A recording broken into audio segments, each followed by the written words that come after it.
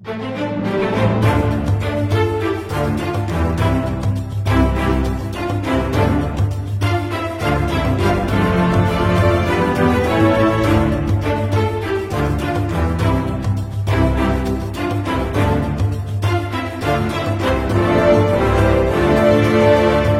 up gang, Malaysia, Indonesia, Singapura, Brunei. Assalamualaikum, it's your boy Kimis Koverto and welcome back to my channel yang semestinya hanya akan borak berkenaan dengan One Piece. Dalam chapter 1095 ni banyak gila pendedahan yang kita dapat dari Eiichiro Oda. Dan dalam chapter 1095 juga, selain daripada wujud penuh Gorosei Senjegar Sia Satun, kita boleh tengok yang Mugiwara Pirates telah mengalami total loss. Bonnie yang dicekak Satun cuba diselamatkan oleh Sanji, namun ternyata Sanji telah ditolak oleh Satun dengan satu daya yang sangat kuat tanpa sentuhan. Manakala Luffy telah pun mencapai limitnya dan hanya terbaring dalam wujud orang tua dan tubuhnya sangat-sangat daif sampai kita boleh tengok dah tak berdaging dah kawan tu kan. Kemudian kita dapati bukan sahaja kumpulan mereka di situ telah dikepung sepenuhnya, bahkan seluruh pulau Egghead pun dikepung sehinggakan Satun dengan yakinnya merasakan yang dorang takkan mampu untuk larikan diri. Kemudian kita dibawa ke satu flashback milik Kuma melalui jewelry Bonnie yang mungkin itu adalah memori yang sebelum ini diselami oleh Bonnie dalam bilik bersimbol tapak tangan Kuma tersebut. Dalam flashback itu juga banyak perkara yang kita boleh bincangkan. So please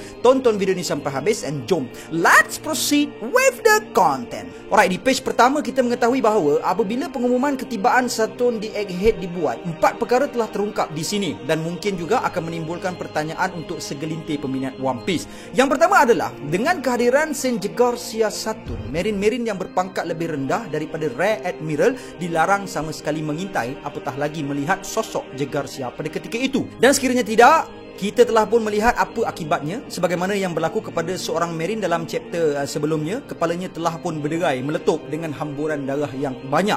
Kedua adalah kita dapati bersama-sama Jegar Sia ada petir hitam. So dekat sini selamat juga untuk kita katakan bahawa Marine Fodder yang pecah kepalanya sebelum ini adalah disebabkan tenungan Haoshoku Haki daripada Saint Jegar Sia Satun. Sebab sebelum ini kita pernah menyaksikan Haoshoku Haki milik Shanks apabila dia bertandang ke kapal Moby Dick dan di sana telah berlaku sedikit retakan kepada kapal Moby Dick tersebut apabila kehadiran Shanks di sana adalah bersama-sama aura Haoshoku Haki milik dia.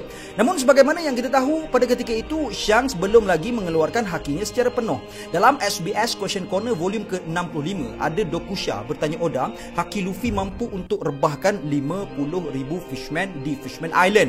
Tetapi berapa ramaikah yang Shanks mampu tumbangkan? Kemudian Oda menjawab, kalau situasinya sama dan tempatnya sama seperti Luffy, maka Shanks atau Rayleigh mampu untuk tumbangkan 100,000 orang. So guys, dari poin dekat sini, aku merasakan dengan hakilah Saint Jegar Sia Satun telah meletupkan kepala seorang Marine dalam chapter hari itu. Kemudian ketiga, apabila Saint Jegar Sia Satun turun padang, ramai dari kalangan Fodder Marine dekat sini yang tak pernah pun berjumpa dengan Gorosei in person dan diorang hanya pernah tengok Gorosei ini hanya dalam gambar. Dan yang keempat, ada seorang Marine dekat sini tertanya-tanya kenapa Gorosei sendiri turun sedangkan pangkat Gorosei ini boleh dianggap mendewa lah kan. So untuk poin ketiga dan keempat ni aku merasakan dan mungkin telah jelas pun sebab apa Gorosei turun. So pada aku perasan ada 5 sebab kenapa Saint Jegar Sia turun padang dan mungkin kalau korang lebih teliti korang akan dapati lebih daripada 5 sebab ini. Alright, yang pertama, sebab apa Saint Jegar Sia turun padang? Berkemungkinan dalam sistem pertahanan di Pangia Castle ataupun dalam sistem pertahanan world government ni kan, diorang juga ada threat level yang sama macam One Punch Man, cuma tidak di-highlightkan. Mungkin bagi mengelakkan atau menetapkan perbezaan manga One Piece dengan manga One Punch Man. Sebab sebelum ini kita pernah tengok ancaman yang berlaku di God Valley, tetapi setakat info yang kita dapat, pegawai yang dihantar adalah Vice Admiral Garp. Itu pun kita belum dapat kepastian sama ada Garp dihantar ataupun Garp sendiri rela hati nak pergi ke God Valley. Cuma untuk God Valley ni aku tak nak kupas sangat untuk part ni sebab aku akan kupas tentang tu dalam next video lah, sebab aku akan kupas panjang sikit. Lepas tu kita ada insiden atau lebih sesuai aku cakap Marineford War.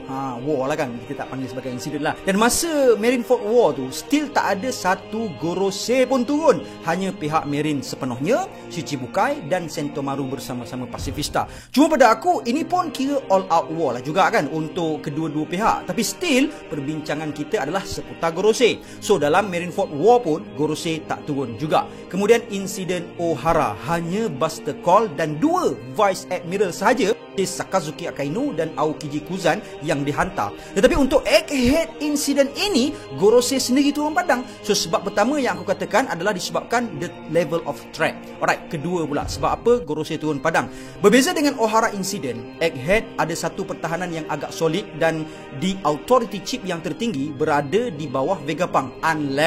Unless Gorosei sendiri decide untuk turun padang, maka senjata-senjata deadly yang berada di bawah Vegapunk akan berada di bawah kawalan Gorosei. Antara senjata deadly yang ada dekat Egghead adalah Pacifista Mark III dan Seraphim. Alright, ketiga, kenapa Gorosei sendiri turun padang adalah berkenaan kajian yang dilakukan oleh Vegapunk. First, kajian Vegapunk tentang Void Century telah mengatasi apa yang dikaji oleh Sarjana Ohara. Kedua, unlike Ohara yang melakukan kajian dan menyimpan kajian-kajian mereka secara tradisional, Vegapunk bukan sahaja membuat kajian, bahkan menyimpan maklumat kajian itu di Punk Records, yang mana memang Vegapunk telah merangkakan pun satu perancangan untuk berkongsikan segala maklumat yang dia tahu kepada seluruh masyarakat di seluruh dunia melalui Punk Records tersebut. Jadi mungkin Gorosei diperlukan untuk turun supaya maklumat yang ada di Punk Records itu tidak bocor walaupun kepada pihak Marine, dan maklumat itu selamat di-retrieve ataupun didapatkan kembali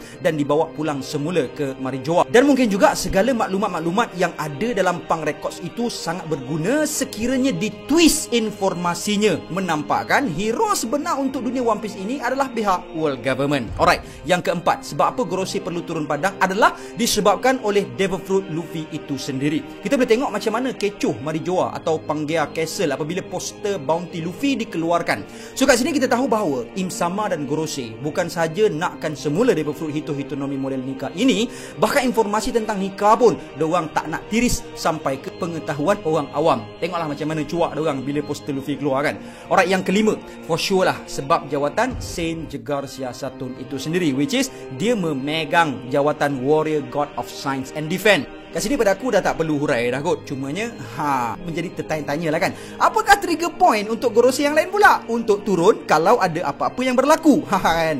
Contoh macam Saint Marcus Mars yang memegang portfolio Environment, Topman Mercury yang memegang portfolio Justice, Ethan Baron V Nasujuro yang memegang portfolio Finance, dan Shepherd Jupiter yang memegang portfolio Agriculture. Cuba korang komen sikit, apakah dia punya indikasi kan, trigger point kan yang menyebabkan empat Gorosei ni turun padang. Kalau apa berlaku, kalau pembakaran secara terbuka ke kan, kalau ada orang rasuah duit finance ke macam mana ke, tu korang kena komen sikit lah kan. Alright, tadi aku cakap ada 5 sebab kan, aku tambah satu lagi. Yang keenam, sebab apa Gorosei kena turun padang adalah disebabkan untuk kali ni, in my point of view, ia bukanlah assassination mission lagi dah. Sebab benda tu dah dibuat dah. Sebelum ni diorang dah hantar Cyberpol Zero untuk selesaikan Vegapunk, untuk selesaikan dia punya satellite. Lepas tu dah pergi cak satu kali, betul calur lah kan. Tapi mungkin untuk kali ini diorang dah tak gelar benda ni sebagai assassination mission, tapi a slaughter mission untuk mengajar seluruh umat manusia dalam One Piece supaya lepas ni jangan berani-berani nak cabar World Government. Sebelum ni kita pernah tengok yang Mugiwara Pirates pernah membakar bendera World Government sebagai isyarat mencabar pihak World Government secara direct. Jadi mungkin World Government boleh twist insiden Egghead ini dengan mengatakan hal yang sebelum ini dilakukan oleh Luffy, which is dulu kan Luffy ada bakar kita orang punya bendera, dia dah isytihar perang, so sekarang ni kita sahutlah cabaran dia, dan ternyata dia tak adalah kuat mana seperti yang dikatakan.